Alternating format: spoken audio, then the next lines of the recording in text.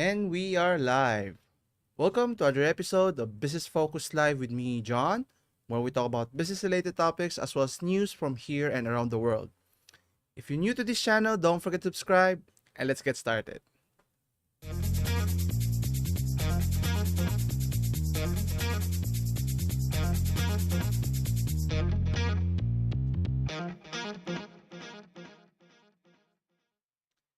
And we're back. Thank you again for joining me today. Today is March 11, 2022.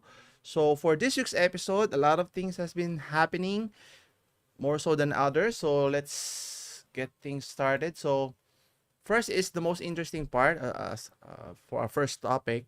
We're in two companies who wouldn't normally, they're not in competition with one another. Different industries that they offer their products are partnering to build, what's been sort of becoming more popular nowadays, which is building electric vehicles with Tesla vehicles and such. So you have Sony company and Honda. So two giants in their own respective. You have Sony, who is into in a variety of businesses from gaming to movies and into you know uh, televisions and even smartphones, right? And then Honda, which is known for being a car manufacturer, to name a few of their core businesses. So I found it interesting that they are considering partnering to compete in a very competitive arena in the automotive industry, in particular the booming or becoming more popular electric vehicles. So we'll talk about that.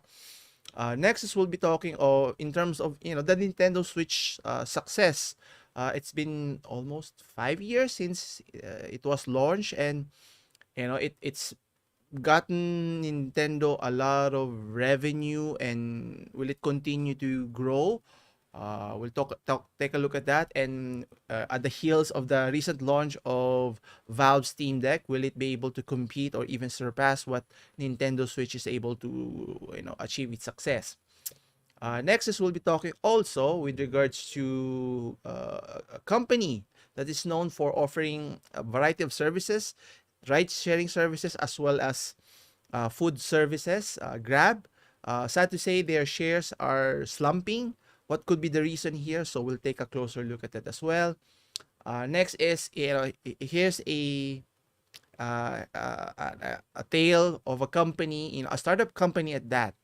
You don't want to piss off your potential customers by suddenly changing or increasing the price of a product, or in this case an electric vehicle that you're offering to the market, which hasn't been even launched yet, in a sense, or consumers hasn't even received it yet. Yeah, in that aspect. So if you pissed off your customers or your potential customers, you might not have a business to come back to. Now obviously there are exceptions to that rule, but you have to be established, a known company by then, not a startup company like Rivian here. So we'll take a look at that as well. And finally, an interesting story. Now, Lego has been, very popular for several decades now. As you can see in my background, I have Lego sets as well. What's interesting is what lends people do to build different designs or items, or in this case a Jeep of sorts. And you'll see later on what happened there. So anyway, I leave it at the latter part of the discussions to highlight what I'm talking about here. Anyway, so first off, as I mentioned, in terms of two companies, big giant companies, you have Sony company, as I mentioned earlier, who's into other forays into electronics, entertainment, movies, and galores. Considering foray into another aspects, in this case in the automotive. And obviously Sony's strength is in, could be hardware, could be software related, but obviously they don't have experience in building a car in general. And obviously even Apple, who has ambitious plans to be able to release the first ever car, Apple car, in sometime in the near future, I think by 2025, I think. But it's a tall order, and they're looking for a company out there. I think they have looked for a company to partner with.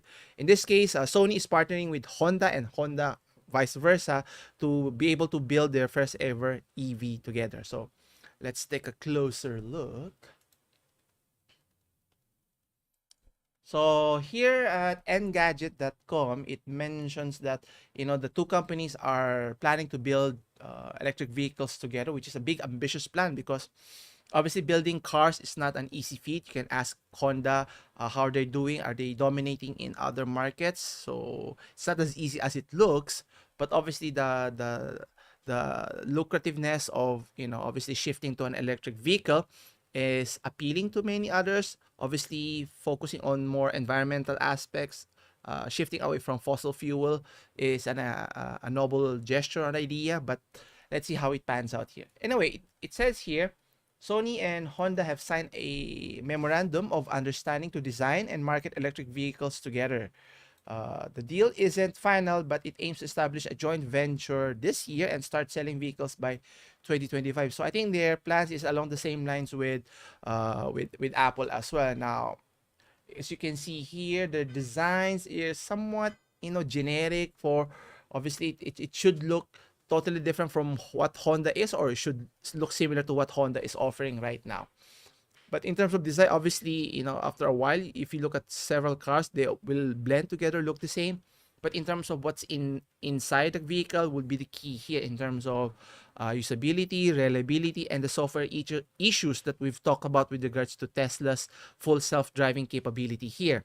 And I think if Tesla can do it correctly and effectively, I think it will be a big difference in the differentiating factor with the other car manufacturers here. Anyway, so it was stated here Honda would design, manufacture, and market the first model, while Sony will create the mobility service platform, so meaning the software aspect. So the goal here is to marry Honda's car capabilities as well as Sony's infotainment. So meaning the software aspect, the entertainment aspects of obviously if you have a TV screen, similar to how Tesla is offering. Obviously they're building it from scratch, which they have total control in their vehicles. But in this case, Sony's strength is in the entertainment, and then Honda's strength is the car manufacturing here. It mentions here, according to Honda CEO Toshihiro Mibe, although Sony and Honda are companies that share many historical and cultural similarities, the fact that they're both from Japan, both companies, their areas of technological expertise are very different. That's to say the least, which is interesting that it's their first time that they are collaborating with one another. Obviously, with improvements of technology, innovations, cars has to constantly evolve and evolve into something not necessarily traditional or something mundane like a fuel combustible engine, but it's now becoming more popular, as mentioned, the electric vehicle. Now how far it goes, only time can tell. Anyway, let's see here.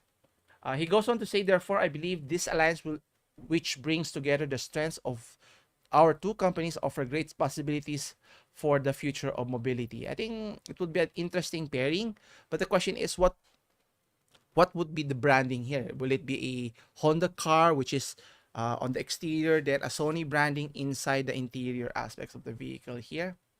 Maybe. Anyway, it mentions further that Honda, the joint venture, might help it achieve its goal of shifting its entire lineup of EVs by 2040. So that's less than 10 years away for that to happen. Mentions the company has one of the sparsest EV lineups of the automaker, so meaning they're on the catch up here in terms of trying to compete with the likes of Tesla, as mentioned. You have BMW, you also have Ford, GM. Many car manufacturers already have jumped in the bandwagon of making electric vehicles here. The question here is, will they be able to capitalize on that popularity? Obviously, Honda is very popular in their native country, but outside of that, I mean, it's popular here in our country as well, but is it at the same levels as, let's say, Toyota or other car manufacturers, or in particular if they're going to delve into the electric vehicle market here? Now, Sony mentions here they pitch the partnership as a bid to fill the world with emotion through the power of creativity and technology. Now, obviously, Sony has made smartphones, televisions, and whatnot, appliances, and so forth. So it makes sense for them to capitalize on their strengths, and hopefully it can translate well in the in an electric vehicle here. So we expect high-tech interiors and fancy entertainment systems designed to help you forget that you're stuck in a rush hour traffic. Now, I don't know how distracted we should be, but obviously makes it more convenient for passengers and even for motorists themselves. So it mentioned it wants to create a mobility system centered around safety, entertainment, and adaptability. But obviously, the software aspect, I'm very apprehensive because obviously, if you look at the top, which is Tesla, they haven't even perfected it, even if they're offering full self-driving. But as driver assist system, I think is tremendous here to help alleviate the nuances of the difficulty of driving in itself. But relying on the technology for themselves can be a dangerous pitfall here because as we've seen, many accidents have already occurred due to the fact of people being negligent testing the limits of what a software can and cannot do here. So hopefully Sony and Honda can learn from those mistakes and not repeat it in their creation of their latest electric vehicle.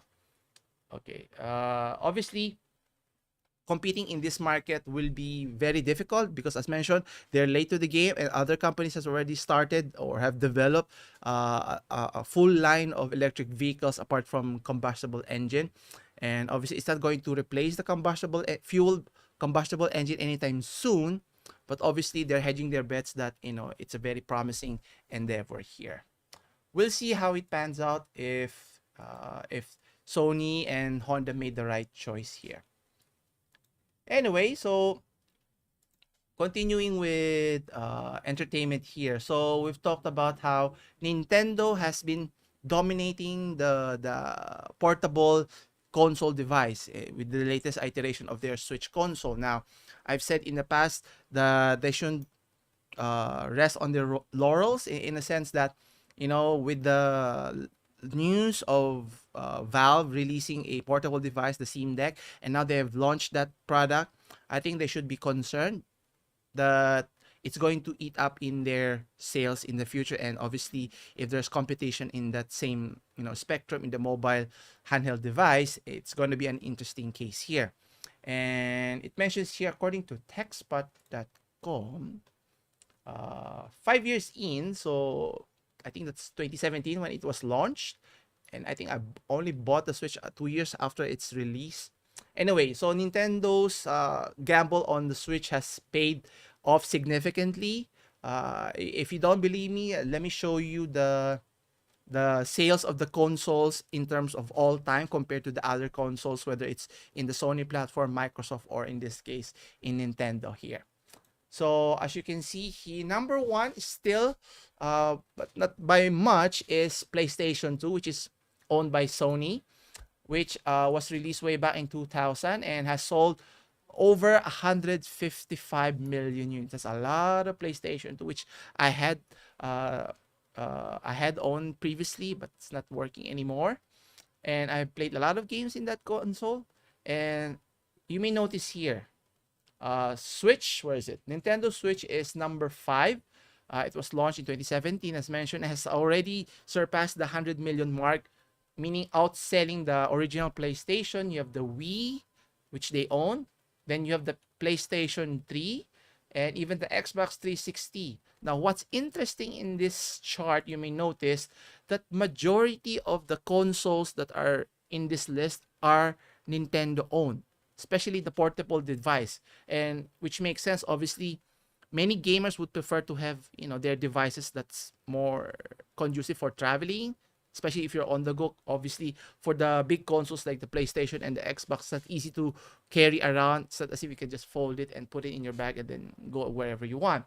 And if you look closely, number 2, number 3, number 4, number 5, as I mentioned, are all Nintendo owned. And if you were to scroll down further, you have the Wii, as I mentioned, you have the Game Boy Advance family, and then you have the Nintendo 3DS, NES Famicom. Now, that's not a portable device. You have the SNES Super Famicom, which I was able to play on that console. Then you have the N64, not a portable, but still. And then you have Wii U, and I think that's about it. Yes, NES Classic Edition. But if you notice, in the list that that's indicated there, majority of it are dominated primarily by Nintendo for the portable devices, which I think they were right in investing in that platform. Now, have they been successful in investing in portable devices? Not always the case. The Wii U comes to mind here. Anyway, so going back to the article here, let's read further. So Nintendo's record-breaking console is still going strong, which obviously until a competition like the case of the the Valve Steam Deck uh, delivers what it promises to do, and if it can even come close to what Nintendo is offering in their Switch consoles, I think Nintendo should be concerned because no matter what they do in the future, even if they try to improve in their console, it's always about the games at the end of the day. And obviously, Nintendo only offers exclusive games. They may port other types of games into their platform, and compare that to PC games in Valve's Steam's platforms. You can see there's a plethora of significantly more games that you can play than you can have more time to do with it. Anyway, so let's read further. So time flies where you're having fun. That's exactly what Nintendo has been doing over the last 5 years with its Switch handheld game console. Now, if you notice, it helped boost their sales with regards to the pandemic way back in 2020, and obviously when people were stuck at home, they were looking for ways to enjoy themselves, and the console for the recent Xbox Series X and even the PlayStation 5 wasn't even launched at that time. So they were capitalizing on the demand for consoles that's very portable, with even if with the limited games. I mean, shout out to the online games, which is terrible. I mean, they could do a better job compared to what Xbox is doing, offering a plethora of catalog of older games here. Anyway, it mentions here the Japanese gaming giant was attempting to rebound from a disappointment with the Wii U, which is true. uh, I don't know, for several decades which they've been making consoles or portable devices here. They should have learned from those mistakes and get feedback from their consumers, what the customers wants and doesn't want in a device, and make an ideal product. Think of how Sony was able to capitalize on the Sony PSP. Now, I was fortunate enough to own a console, and I wasn't that interested in a portable device at the time.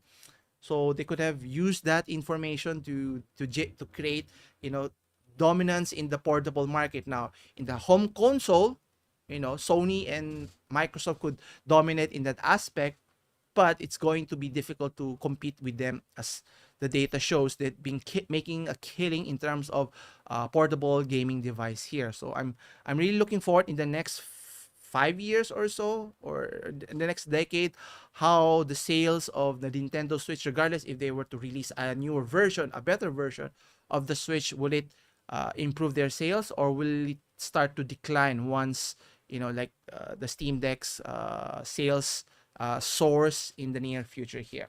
Anyway, according to the Nintendo president CEO Satoru Iwata, which led the development of the Switch, which suddenly died way back in 2015, casting even more uncertainty over the device and Nintendo's future. I think if they hedge on this early on, the portability and using their IPs to sell a lot of games, I think they could have done it much earlier here, and not think that it's a risk, because obviously they were the dominant market in terms of console way back in the early 80s and 90s, before Sony decided to foray into creating the first ever PlayStation here. And obviously complacency is always the downfall of many companies. If they think they are number one, and they think they're going to stay at number one, but not looking at your competition here, whoever is trying to catch up or even compete in your level, obviously you want to keep an eye on those companies.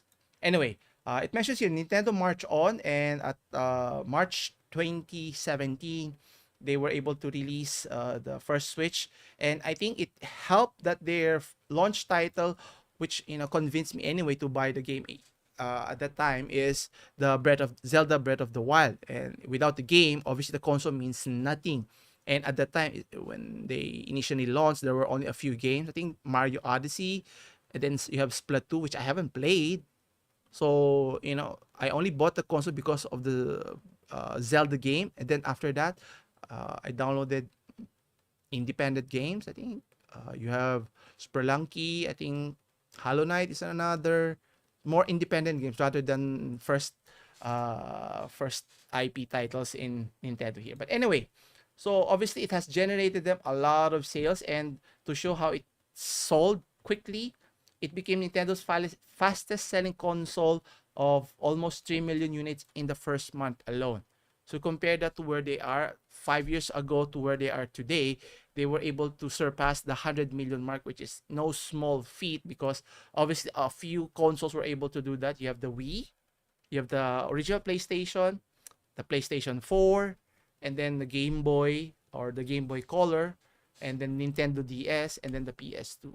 And then the rest, it's all less than 100 million sales. So they must be doing something right, knowing that the portability of a gaming device is, I think, the key to domination or making a lot of sales here. Anyway, so will they stay complacent here, or will they take advantage of that advantage over their competitors here? And obviously, time will only tell, because a lot of people were expecting when they going to improve the Switch is, will it be a bigger device or better battery life, bigger screen? What they offer was an OLED screen. I mean, so if they only made increments, and if competition is offering significantly powerful GPU, a powerful handheld device which can play AAA games or latest AAA games, then obviously it pales in comparison to what the Switch is offering right now. But we'll see how it pans out for the Switch here. Obviously, it's going to take some time before Valve is able to catch up, if they are able to make a dent in the sales of Nintendo here. Anyway, continuing.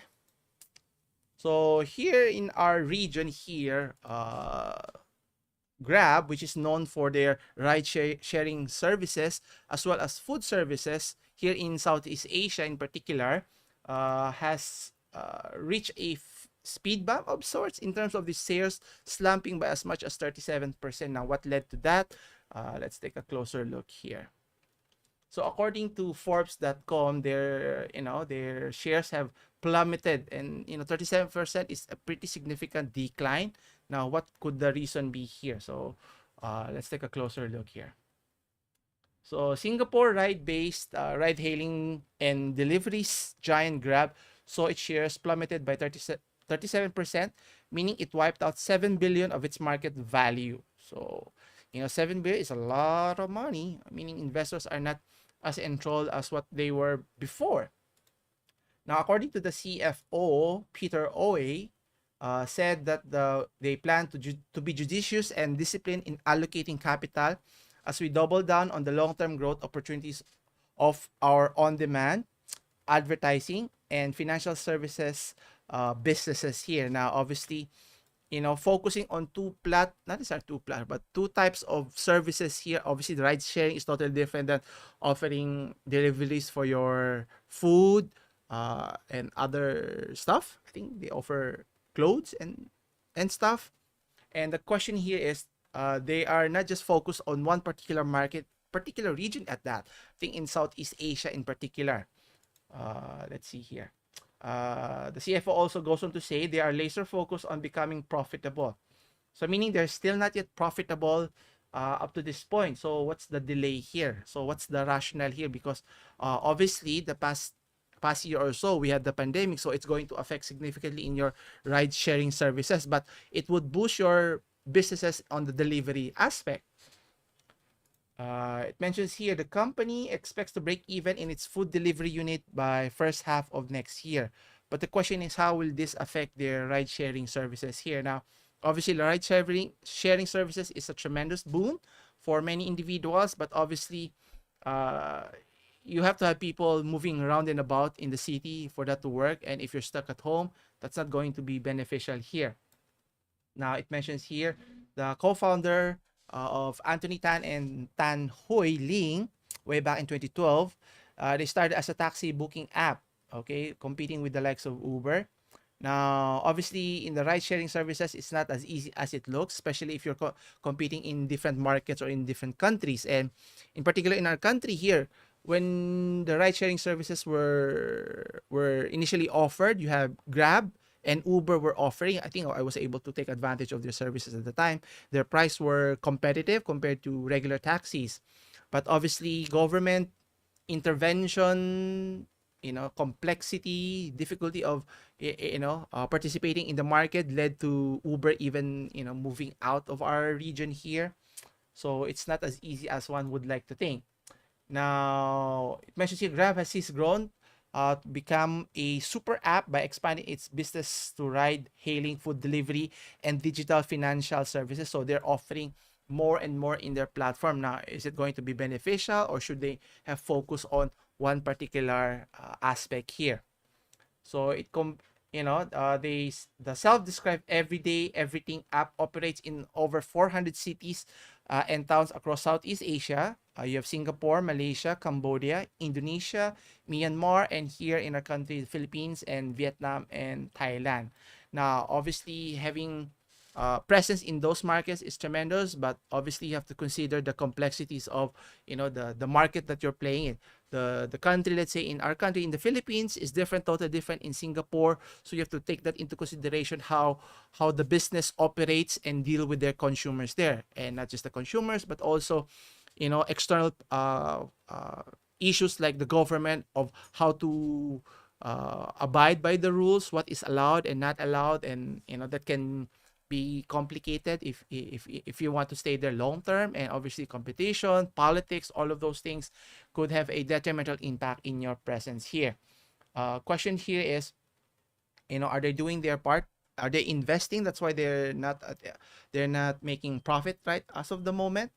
Or are they just neglecting their businesses, letting their popularity soar up to a certain point and then let it be? Hopefully that's not the case here, and hopefully they can find better ways to improve their services. And I think I had a personal experience where I was using their food services and I got blocked a few weeks back, a week or two, I think. And I don't know what was the reason, and I had to contact them. And in fairness, their tech support was able to remedy that. I explained to them, I had not experienced any problems with the app. I don't know, was there a technical issue, or maybe the rider made a complaint which I didn't know, but who's to say. But in terms of record wise, I didn't have any problems before that. I got blocked at the time. So when I relayed that, they considered that situation, and then they reinstated my account, and now I'm able to use it again. So obviously customer service is important at the end of the day, so that it builds your relationship with your customers who uses your basic services, especially for food.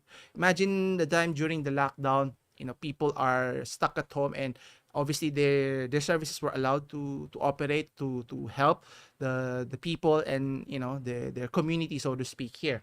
But obviously, venturing into different aspects, into delivery service, food delivery, to ride sharing, and to now financial services, can be a daunting task. If you're not a master of, maybe like a joker, like you're trying to do so many things, you're not a master of anything. Could be a concern here, but only time and tell. But we'll see here. Anyway, continuing. Yeah. So again, in terms of reputation of a company here, so sometimes company try to leverage their popularity and try to get away with murder, in a sense, if they can get away with it. Now, obviously, it depends on the brand, the strength of your brand, how popular you are, the recognition, and so forth. Now, not everyone can have that power, especially if you're a startup company here. So for our next story here, we have a company here, a electric manufacturing company, Rivian, who hasn't even, I won't say produced, but what they're offering for their new customers. They decided to increase the price for whatever reason. It's not justification, because if you said this is the price what you're offering for your customers, then you should follow through with that commitment, not because make excuses because of what external issues that's been happening here. And obviously, if you're still new to the market, not that as that doesn't command a strong brand recognition, like let's say Coca-Cola, maybe Apple, or even Amazon, they can increase the price. People will not bat an eye if they're loyal to their brand.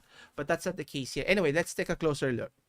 So here, according to the drive.io, the Rivian company does rapid reverse on price hike after customer backlash, which is kind of sad. What do you think would happen if people knew that you're going to increase the price even before they even receive the vehicle here?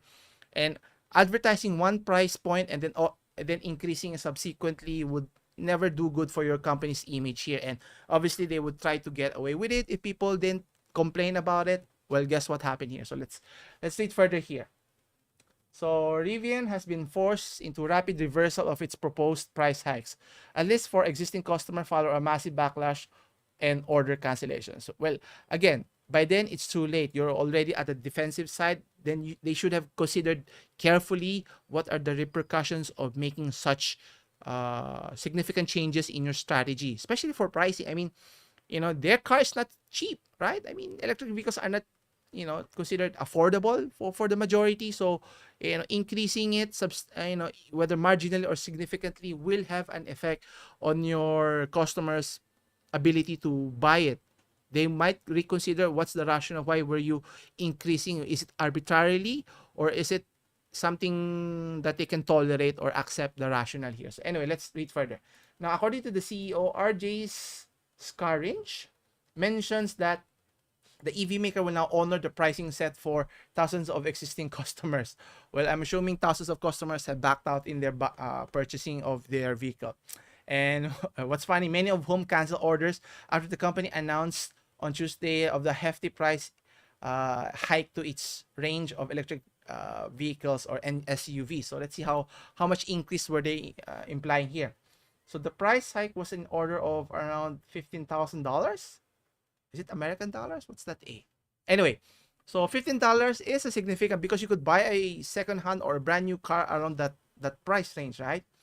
And it was announced by the company in the wake of supply chain challenges that have sent their prices of many components up, affecting all automakers. Now, that may be a valid reason, but that's not the fault of the consumer. That's on you. You didn't plan for contingencies, and you're going to just pass the back to the customers, that's a big no-no if you're trying to build a good relationship. And if you notice in the car manufacturing, for big car manufacturers, Toyota, you have Ford and GM, who's been in the market for several decades, have built up their branding in terms of, marginal profits from the vehicles, especially for the mass market. And you're not going to do that easily by just changing the pricing here. Obviously, there's always alternatives to your vehicle. If they didn't like your car or the price was too expensive, they could always jump ship and look for another car company here. They could buy just a Tesla or even a BMW or whatever brands that they prefer here. Anyway, it mentions here the price hike involved a rejigging available options for customers, meaning cheaper options were no longer available, which is kind of the sticking point for many consumers. Even if I were to find out that if I was interested to buy their vehicles at the start, and then they suddenly change the parameters here, it's going to piss off a lot of people. So it mentions it resulted in as much as 60% of Rivian's pre-order being canceled. So good luck, getting back those customers who were considering taking a chance on your vehicle.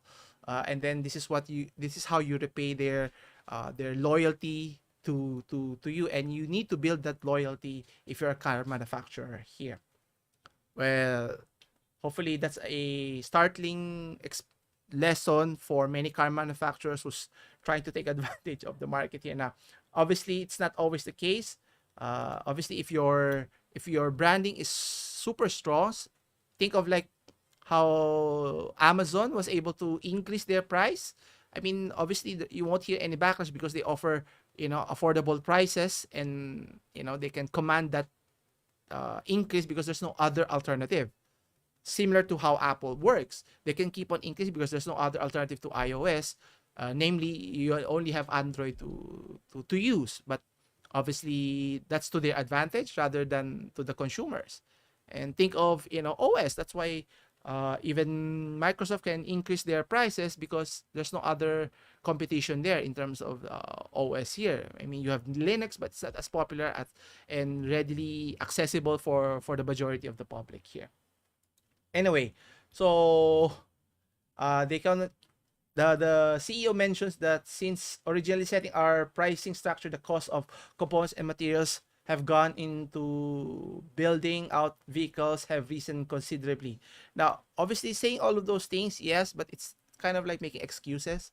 It's not our fault. It's not our problem to begin with. If you're trying to sell us a vehicle, and if you set this price, if you would have set the price higher at the beginning, then people had the choice whether they wanted to buy it or not retroactively changing the pricing after the fact here. So, you know, if they were to lose those customers, I mean, that's on them, right? It's not as if people are clamoring for a Rivian vehicle, no matter how popular or how beautiful are the aesthetics or even the performance of the vehicle here. And at the end of the day, it only takes one mistake or mishap to change the perspective of your branding here.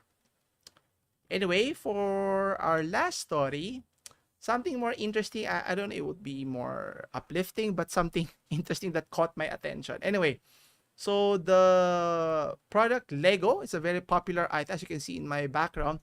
I like building stuff, and it's very interesting. And for some, they go to extreme lengths to build interesting items. And in this case, a full-scale Jeep, in a sense. I wouldn't say an actual 1:1 design, but it can fit a person in it. But what's interesting is, what happened to it afterwards here.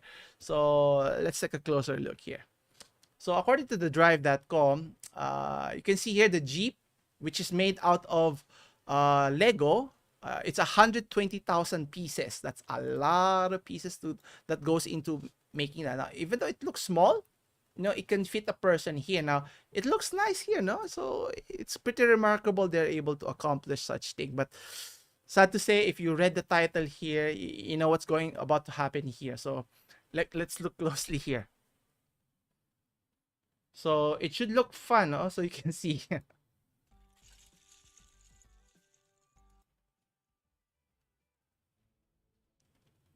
So let's skip here. So they were building this, this Lego piece, the time, the effort to go into building this, it's not an easy feat.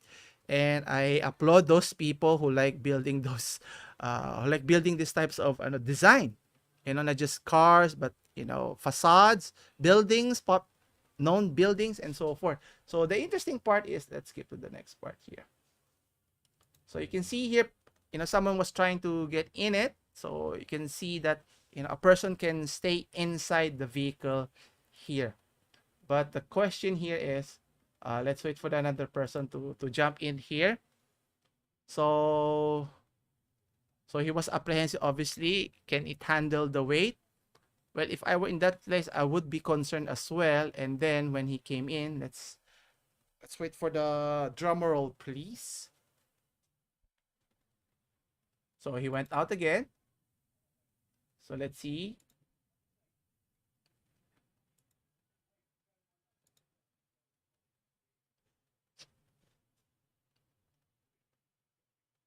Okay, he was able to get in.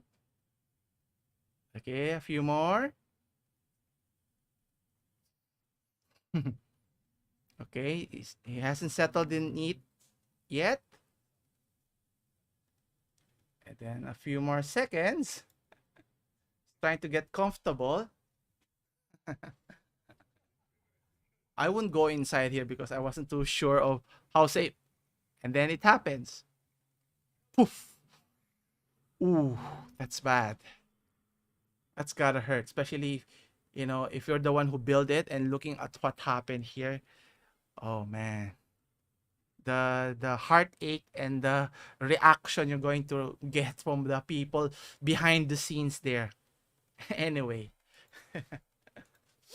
it's interesting that, people are willing to go to extreme lengths to building, unique items, pieces using Lego items here. But, interesting here is, you need to spend a lot of time developing it or making it piece by piece, brick by brick. But if we're to shatter, like, the pieces behind it, I don't know if I can make it, build it again, or I would have the patience to do it.